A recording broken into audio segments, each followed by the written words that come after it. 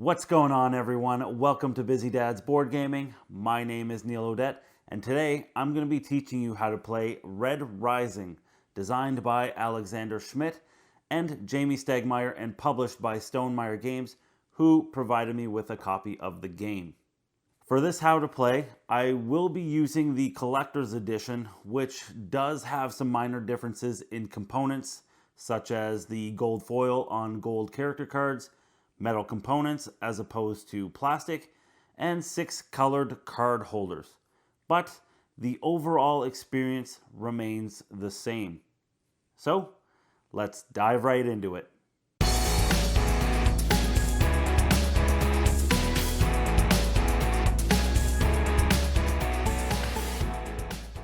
To set up, first place the main board in the center of the table in reach of all the players. Shuffle the deck of character cards with this back and place it face down on the board in the space indicated. Place the Red Rising die next to the main board. On each of the 4 locations, starting with Jupiter and ending on the Institute, place 2 character cards from the deck face up. The cards on each location should overlap each other so that only the victory points, name, and color of the covered cards are exposed. During the course of the game, players are free to look at any card in any location they wish at any time. Next, each player will draw 5 cards from the deck to form their starting hand. Your hand of cards is kept private throughout the course of the game. Each player will then be given a random house tile, then gain a reference card, fleet token, and influence tokens of the matching color. Each player will then place their house's fleet token on the 0 space of the fleet track. Place all the helium tokens in the designated spot below the deck. And then place the sovereign token nearby. Each player will start with their house's 10 influence tokens in their personal supply. You'll try to place these on the Institute throughout the game, but more on that a little later. If you're playing a 2-player game, as will be the case for this how to play, place 3 influence tokens from an unused house into the Institute. This represents a neutral house, making the end of game scoring more competitive. Finally, if a player has House Apollo, the yellow house, give them the first player token. If no one is playing House Apollo, randomly select a player and give them the first player token. They can then take their first turn. In Red Rising, players will be taking turns deploying cards to locations on the main board, activating locations and card abilities, and recruiting new characters to their hand in an attempt to have all their characters in hand synergize well together in order to maximize points and win the game. Before we get into what actions players can take on their turn, it'll help to explain a few other things. So first, let's talk about character cards in the game. There are 14 different colors of cards, but for the most part, they all have somewhat of the same iconography with a few differences. Starting on the top and working our way down, you can expect to find the following on the character cards. First is the name. The name of the character is important in Red Rising because there are characters that want to be paired with other specific characters that they will name on the bottom of the card. Next is the color of the card, and aside from the actual color of the card being a clear indicator, if by any chance you are colorblind in any sort of way, underneath the name you'll find the color written with a profession. In this case, we have a yellow doctor and a pink companion. Here we have the core value of the card. This is how many points the card scores at the end of the game. Anytime you see a value surrounded by laurels, it's referencing victory points. Along the left side of the majority of cards in the deck, you'll also find character cards that a particular character wants to be with, indicated by either a solid color or a picture of the actual card, as well as cards that a particular character doesn't want to be with, indicated by an X over the color or the picture. So in the case of the janitor, you can clearly see that while they are in your hand, they want to be paired with green, yellow, and blue cards. This is also shown at the bottom of the card in the end game bonuses and points section. However, having it on the side is a quick reference when holding your hand of cards. Next, we have cards with deploy abilities, indicated by this symbol here, or block abilities, indicated by this symbol. Deploy abilities activate when the character is deployed to a location, which will be explained shortly, whereas the block ability allows you to block a specific action from another player. In either case, just be sure to carefully read the instructions on the card. At the very bottom of the character cards, you'll also find one of two things. Either endgame abilities, as indicated by this symbol here, which we'll talk about when we get to scoring, or you'll find end of game bonuses and points. Just know that if a card refers to colors or specific characters, it's referring to the other cards in your hand. If this isn't 100% clear yet, no problem, just be sure to stick around to the end of the video where I will be scoring a hand. Now that we have more of an understanding of the character cards themselves, let's talk about player actions. In Red Rising, there are two actions that you can perform: lead or scout. On your turn, you must perform either of those actions, resolving any effects or bonuses that happen as part of either of those actions. When you take the lead action, you select a card from your hand and deploy it face up on any location, covering all but the name, color, and value of the topmost card at that location, as we discussed earlier.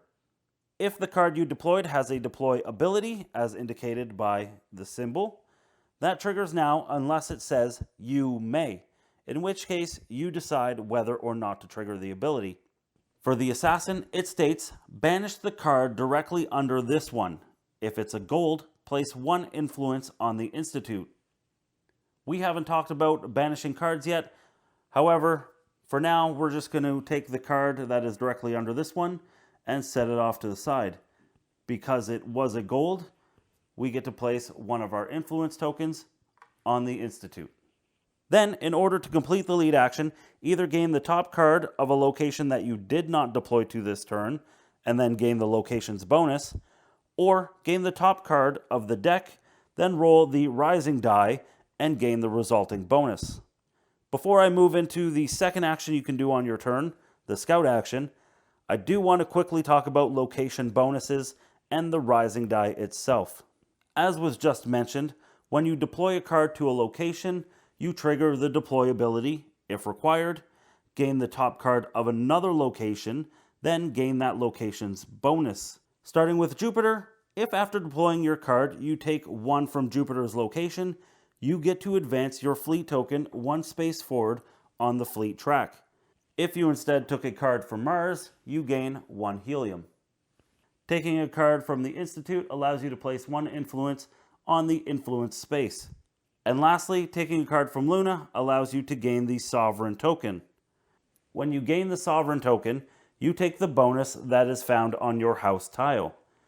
For example, if you deployed a card to Jupiter, which in this case we did, then took the top card of Luna, you gain the Sovereign token, which in the case of House Mars states that whenever you gain the Sovereign token, even if you already have it, gain one helium. If you prefer not to take a card from any of the locations on the board, you can instead choose to take a card from the top of the deck. When you do, roll the rising die and gain the resulting bonus. Bonuses that are awarded from rolling the rising die are as follows. Banish the top card from a location of your choice. Reveal the top card of the deck and place it, not deploy it, to any location. Gain or keep the Sovereign token, which activates your house ability. Gain one helium token. Advance once on the fleet track, or place an influence on the Institute. Now, if at some point in the game you are completely happy with the hand of cards that you have and prefer not to lose any from taking the lead action, you can instead choose to take the scout action. When you take the scout action, reveal the top card from the deck and place it, not deploy it, in any location. When you do, gain that location's bonus. So for Jupiter, we get to advance one on the fleet track. Play continues clockwise around and around until the end of game has been triggered. But before we get into the end of the game and scoring points, there are a few additional notes to take into consideration when performing either of the two actions. Unless otherwise stated, the location bonuses that you gain from taking the lead or scout action are only triggered when you take either of those actions. You do not gain a locations bonus if you gain a card through other means. For example, some cards will have you gain the top card from a specific location. In cases like these, you do not gain the locations bonus as you would when taking the lead action. Some character cards, such as the reporter here, instruct you to end your turn as part of their deploy ability.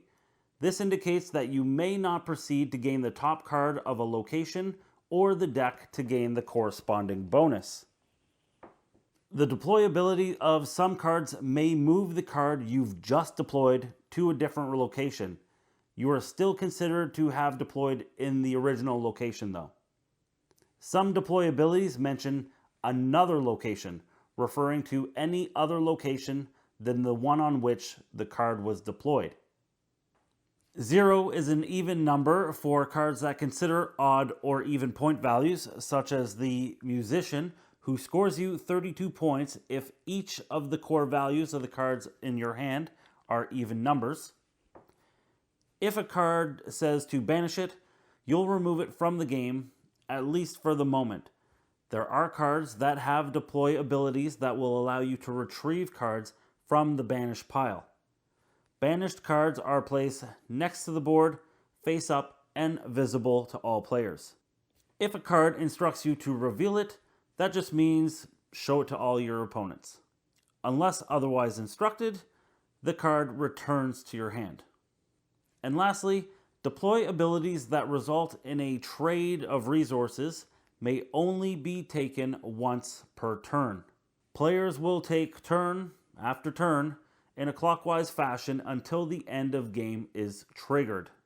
The end of game is triggered when all three of the following conditions are met by any combination of players, or when any two conditions are met by the same player.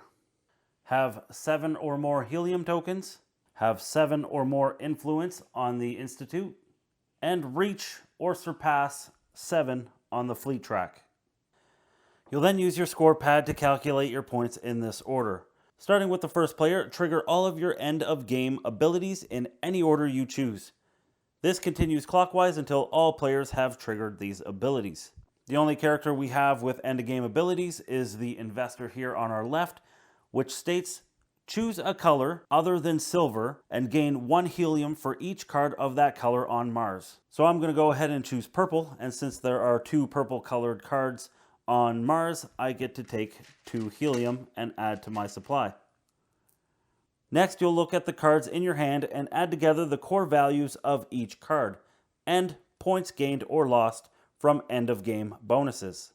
So if we head over to our score pad here, we scored 0 points for end of game abilities. So if we start with just the core values of cards in hand, we've got 15, 12, 10, 20, 25, and 15, totaling 97. Next, if we take a look at end game bonuses, the investor doesn't have any. Moving on to the CEO, it states if you have at least 5 helium, score 18 points. Good to go there. Darrow states if you have 7 or more cards, including Darrow, you score 30. Unfortunately, we only have 6, so we do not score those additional 30 points. Mustang states 5 points for each different color, so gold, red, and silver, for a total of 15. Cassius scores 40 points if with both Mustang and Darrow, so we get another 40 points there, and minus 20 if with Darrow, but not Mustang. So we dodged a bullet there, we get the full 40 points. Carnus states 30 points if with Cassius, which we have here to the left, and minus 15 if with Mustang, the Jackal, or Nero. So we will get minus 15 points for that because we do have Mustang. So although we get 30, we take 15 away, which leaves us with 15. the total being 88. And if we add that up to our total of 97 from before, we score 185 points. Next, we score points based on our position on the fleet track, which, as you can see here, is position 5, which scores us 15 points. We then get 3 victory points for each helium that is in our supply. So we have 1, 2, 3, 4, 5, 6, 7, 8, 9 for a total of 27. 10 points if you're holding the sovereign token at the end of the game, which we are not. Then moving on to the Institute, you score 4, 2, or 1 point for each influence in the Institute, depending on who has the most. So if you have the most, you score 4 points each. If you have the second most, you score 2 points each. And if you have the third most, you have 1 point each. So in the case of our Mars player, we did have the most influence on the Institute, which scores us 4 points per influence. 8 influence, totaling 32 points. Lastly, minus 10 victory points per card over 7 cards. As we mentioned before, we've got 6, so we're good to go. Adding all that together gives us a grand total of 259 points. 7 over Jupiter, making Mars the winner. The player with the highest point total wins. If there is a tie for first place, the tied player with the sovereign token wins. If no tied player has the sovereign token, they share the victory. And there you have it. That was my how to play of Red Rising. Go ahead and smash that subscribe button and ring the bell to get notified on any future videos. You can find me on Instagram, Twitter, and Facebook. Links for everything in the description below. But until next time, thanks for watching and happy gaming.